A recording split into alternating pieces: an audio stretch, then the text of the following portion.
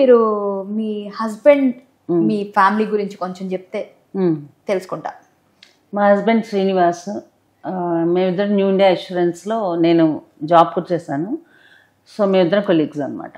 ఓ, love చేసి చేసుకున్నారా? Love marriage? ఆయన చేశారు, నేను చేయాల్సి వచ్చింది.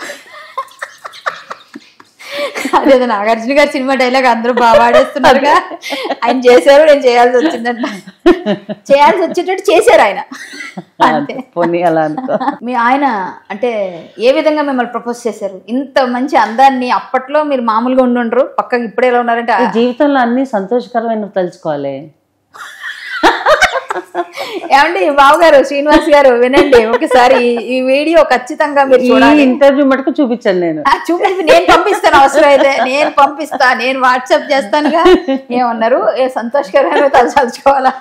జీవితంలో సంతోషకరమైన సంఘటనలే తలుచుకోవాలి మనం. అంటే బాధాకరమే ఉంది.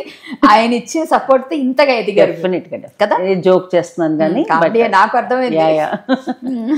కానీ చాలా సపోర్ట్.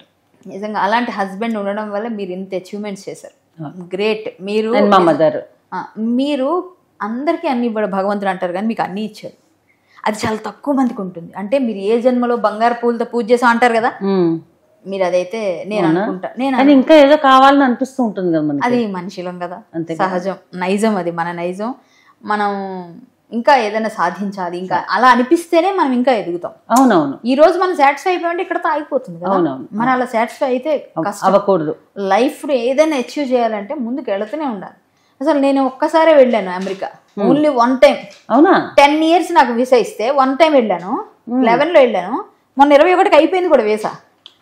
మళ్ళీ వీసా తెచ్చుకోవాలి. మీలా నేను ఎప్పుడు వెళ్తాను అన్నిసార్లు. అంటే సింగర్స్ కి యాక్చువల్గా సింగర్స్ ఉన్న అడ్వాంటేజ్ అది చూసారా ఉంటుంది. అవును, ఎందుకంటే ఆర్టిస్టులు అనేసరికి మీ పార్టిసిపేషన్ తక్కువ కదా ఉంటుంది. అవును, సింగర్స్ కి రెగ్యులర్ సింగర్స్ కి ఏంటంటే అడ్వాంటేజ్ ఉంటుంది. అందులోనూ మీరు అద్భుతమైన సింగర్. మీకు ప్లస్ ఇప్పుడు నువ్వు సింగిల్ గా ఇండివిజువల్ గా వెళ్ళావనుకో ఏం పెర్ఫార్మ్ చేస్తావు? హరికథ కావాలి. హరికథ అంటే నీలో ఆ హరికథ చెప్పే ఆ అద్భుతమైన టాలెంట్ ని గుర్తించి దానికోసం ఇన్వైట్ చేస్తే గ్రేట్. అలా కాకుండా ఆర్టిస్ట్ అనగానే ఏమంటారు, స్కిట్స్ కోసం పిలుస్తారు. స్కిట్స్ కోసం పిలిస్తే నీకు ఉండాలి పక్కన. అవును, పక్కన 4-5 సో ఒక 4-5 వెళ్తే గానీ మీ పెర్ఫార్మెన్స్ అవ్వదు.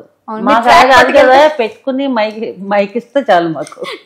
ట్రాక్ పెట్టేయడం, పాడేయడం, అది సింగర్స్ కి అడ్వాంటేజ్. అందుకని అన్నిసార్లు ఎవరైనా ఆల్ సింగర్స్, నేను ఒక్కదాన్నే అంత అన్నిసార్లు కదా, చాలా మంది వెళ్తూనే ఉంటారు రెగ్యులర్ గా.